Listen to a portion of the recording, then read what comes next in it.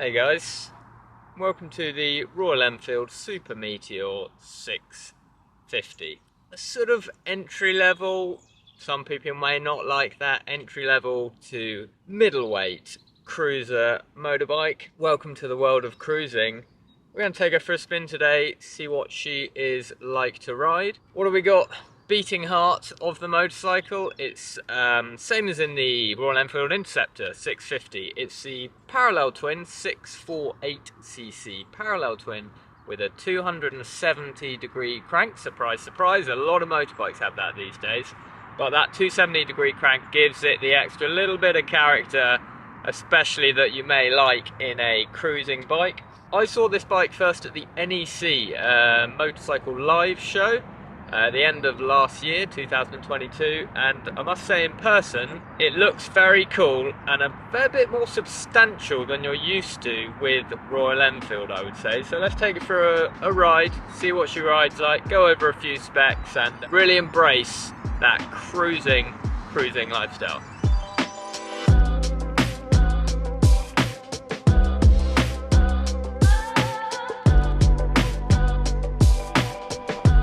So first off guys, a huge thank you to Logia, excuse me if the pronunciation's wrong, it may well be, I'll put it on the screen, and the Balmer Lawn Group for lending me the motorcycle for today. As per usual, I do a lot of my test rides. The New Forest, a beautiful place, South UK, a lovely place to come and test ride your bike and look at the weather and the scenery. Not a bad spot to test ride the new Super Meteor, so thank you very much, especially to Claire. Big shout out for being very kind and helpful. Give them a shout guys if you're interested in the bike. Okay, let's fire her up. So what do we have from that 650 parallel twin? 46 brake horsepower and 52 Newton meters of torque. So as I was saying, it's exactly the same motor as in the Interceptor. Not much gone on there in terms of the motor, but it is a nice parallel twin, I'll give them that. It's surprisingly smooth parallel twin and characterful as well. So yeah, I'm pretty pleased about the motor. I think that's going to be quite nice. Well, immediately seeing the bike first, it seems a bit more substantial than most Royal Enfields, other Royal Enfields I've ever ridden actually. Yeah, it's they're not messing around. It's a proper bike. It feels a little bit beefier than I was expecting, which is a good thing in a good way. Immediately jumping on the handlebars, quite nice and high up actually, higher up than I was expecting. Really just comfortable, full to your hands. My feet are sort of mid to forward positioning. You're not laying right back with your feet really forward cruiser style, but you've got a bit of a cruiser lean going on there. Yeah, it's a comfortable place to be. You can feel it's not a huge cruiser. You're not on a big Harley Davidson. You can feel the benefits of that slightly more compact package. So great if you're just getting into the cruiser world and you're looking for perhaps your first cruiser bike, or perhaps you just want a bit of a smaller bike, easier to maneuver around rather than a 400 kilogram Harley Davidson, for example. So on that, this weighs 241 kilograms wet weight. Actually on the road she feels quite planted. It feels quite connected to the road, fairly lively actually. So starting at 6799 base model, this spec, the red and the sort of white cream, I suppose you could describe it as, colour, bumpy roads here, is a little bit more. It's 7299 off the top of my head. I'll put it on the screen if it's wrong. So yeah, classic Royal Enfield coming in at a nice affordable price there. So at the moment it really is feeling very sort of classic Royal Enfield. It's a cruiser, that is for sure. It really feels like that riding along. However, you're not getting a big thumping V-twin or an incredibly, what shall I say, visceral experience from the motor. It's not that style.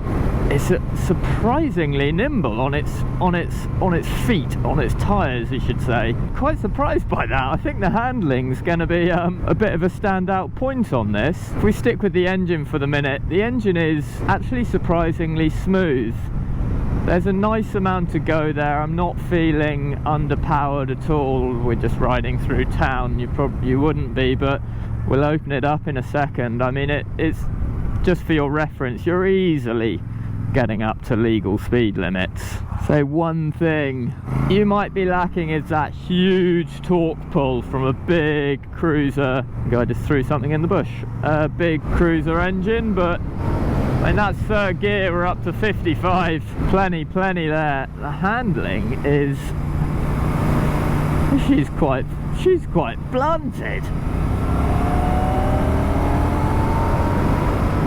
Yeah, I mean, it's feeling quite tight and put together, so we'll go over the specs in a bit, but this is the first time Royal Enfield has ever put upside down forks on the front end, and it is paying dividends.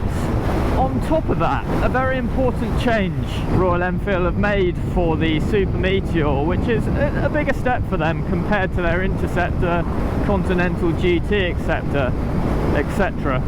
The engine is now a stress member of the frame, so it's no longer an old school cradle frame, basically meaning stiffer frame, slightly lighter and better handling bike. And I gotta say, I mean, that is the main thing that is sticking out to me, is the handling. Yeah, and it feels light. It's not a mega light bike at 240 kilograms wet, but for a cruiser that's light, and it is just nipping around these roads here. Very cool.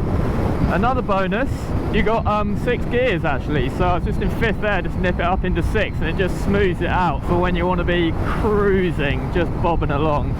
So what does the exhaust sound like? I gotta say, I can't really hear anything if I'm being completely honest, along with the wind from my helmet. It's not a loud exhaust. Aesthetically, I think it looks great. Got double-sided exhaust, nice chrome exhaust. I think they look brilliant stock actually. Just the sound is not overwhelmingly loud, shall we say. Look at this though, what a road. Absolutely stunning. Talk about a cruising road. Hello sir. Yeah, she just feels quite poised coming in to these corners. You can really quite confidence inspiring. Okay guys, so far, vibes of the bike, great fun, a very fun bike. I wouldn't put it down as a serious cruiser. You know, when you get on a big Harley or a big old heavy V-twin cruiser, it's a slightly different proposition. This is lighter, nimbler, more fun. Yeah, the more I'm riding it, the more I'm getting the vibes of the bike. Anyway, let's go over a few of the specs. So suspension, as I said, first time Royal Enfield ever used upside down suspension. Telescopic forks up front 41mm with 120mm of travel. Very nice actually, nimble, really connected and planted to the road. It feels really confidence inspiring actually on the road, and actually encouraging you to ride it a little bit more sportily than I thought, so that's nice. So rear suspension, you got twin shocks, exposed shocks either side of the bike, nice and old school, 101mm of travel with preload adjustability. Yeah, again, ties in nicely with the front suspension. So the front brakes, you've got a single 320mm front disc with a 2-piston floating caliper, and it's Bybremse, so the subsidiary of Brembo, brakes there. Yeah, the brakes are more than adequate, they're fine for the bike, not a strong point. I wouldn't say all the brakes are really nice and strong, but it helps keep the weight down on the front end by having a single disc. And yeah, look, this is not a sports bike, so yeah, brakes are adequate. On the rear, you got a single 300 disc with again a 2-piston actually floating caliper on the rear there. So seat height and weight. If I jump on, excuse the traffic in the background if you can hear that. Hopefully you can hear my voice. I'm 5'9" with a 32-inch inseam. Very comfortably flat footing it on the floor. It's a 740mm seat height. But actually it's fairly narrow in between your front legs here, so you've really got good control over the bike. Really not intimidating to sort of maneuver around and manhandle around once stationary. It's yeah, nice bend in my knee as well, so nice and easy to handle if you're just getting into cruisers. Nice seat height for that. Onto the weight. For a cruiser, it's 241 kilograms wet weight. That's not a light bike. For a cruiser, that is very much on the lighter side, and I'd say actually it feels lighter than that on the road. Just great fun, nimble on the road, and actually I would say a sort of light feeling motorbike. Yeah, impressed with that. Let's just pop my gloves on. What a beautiful, beautiful day we have here in England. Perfect day for test riding a bike like this. So what do you think of the specification, guys? This is a Celestial Red, which they do charge a bit more for. I like this. I would personally go for... my mind's gone blank. Check the notes. I would personally go for the Celestial Blue. Same price as this, 7,299 I believe. I think that's my favourite spec, but as Royal Enfield do, just got some really good options on colours. They really make it good fun for speccing up your bike. My overall vibe of this bike is really just fun, not taking itself too seriously, which is quite refreshing. Take it back with the sound. It's got a little bit of a throaty bark to her when you're stationary. It's just when you're on the move you can't really hear it. I find like when you roll on the throttle you're not getting that lovely sort of I don't know what that was, deep thrum from a cruiser engine. Once you're moving up into third gear and above, can't really hear it if I'm being honest. So dash, very simple as per usual. Oh yes, we can use that handling here. I'm gonna go right there. Nah.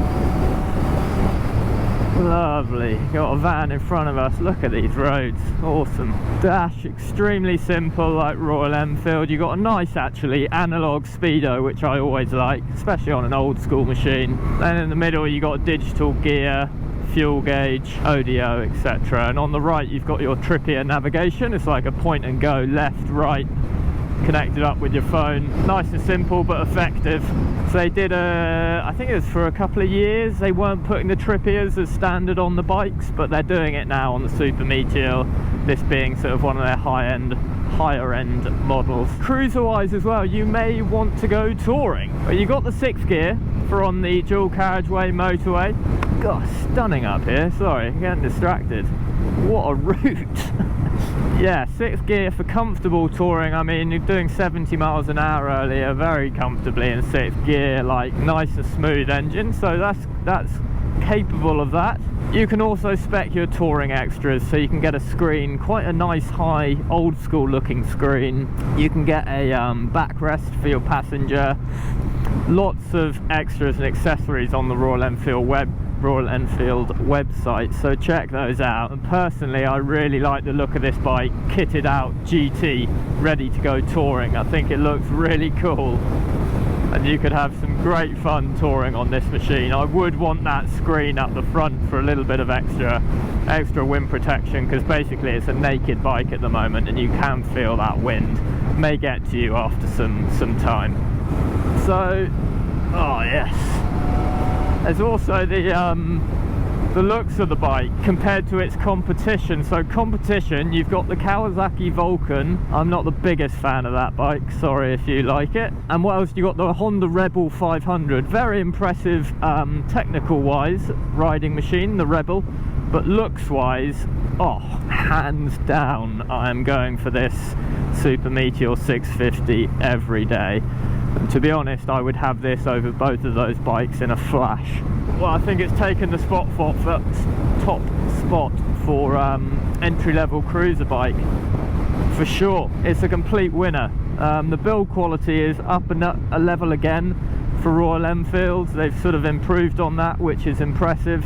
Yeah, great fun bike. Now I emphasize the word fun, so I just jumped off a Triumph Speedmaster, slightly more I'd describe as a serious cruiser. It's got 1200cc engine, so nearly double the size capacity motor, heavier, etc.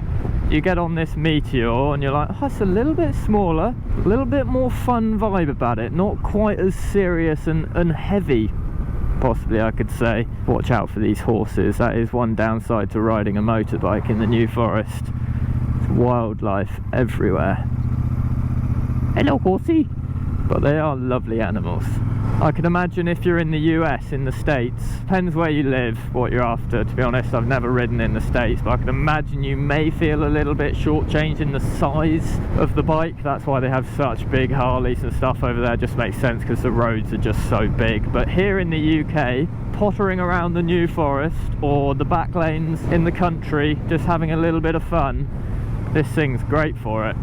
Really good. I'm really surprised to say it one more time at the handling. Really impressive. Just actually enjoying this the more and more I ride it. Big improvement for Royal Enfield, I should say. They've got a lot more models coming out this year, and if this is one to go by, they are heading in the right direction.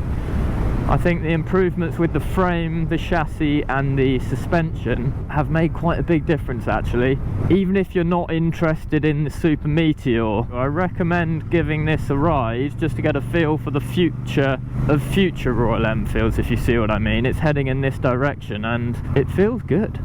It feels very good. I've had a nice ride on this. Any changes? I would like to change out those exhausts, make them a little bit more fruitier, as I like to say, but I do love the look of them, so that's a bit of a tricky one. So just navigating my way back to the dealership now, just riding through town actually. It's very manageable, nice and sort of light to medium weighted clutch. Oh my god, there's a donkey up here. There's a whole herd of them. Not an everyday sight, is it? Right guys, just having a cuddle. There we are. Yeah, medium to weight clutch. Nicely fueled actually, the bike as well. It doesn't feel like it's running too lean, like it's going to stall or anything. And along with the weight, nice and manageable through town. Nice positive gear shifter on your foot as well. Nice clunk in the gear, which is a good cruiser aspect. But I'm completely lost now. Right, I've got to pull over and look at my Google Maps. Somehow managed to get lost in one of the smallest towns in the UK. Oh, hello fellas. Back again, just out for some groceries, just going to get the milk. Oh, here we go. Turned right too early. Well, thank you very much again to, I'll show you the sign now because I cannot pronounce it, Logria, and the Balmalorn Motor Group for lending me the bike for today. Yeah, I really recommend getting out on one of these guys, even if you're not specifically interested in the Meteor, just giving it a go. It's a fun ride, fun day out, shall we say. Many thanks for watching guys, I'll see you in the next video. Don't forget to hit that thumbs up, like button and subscribe to the channel if you enjoyed the vid. Shout out to mental health awareness and take it easy out there, enjoy the good weather. Ciao Bella.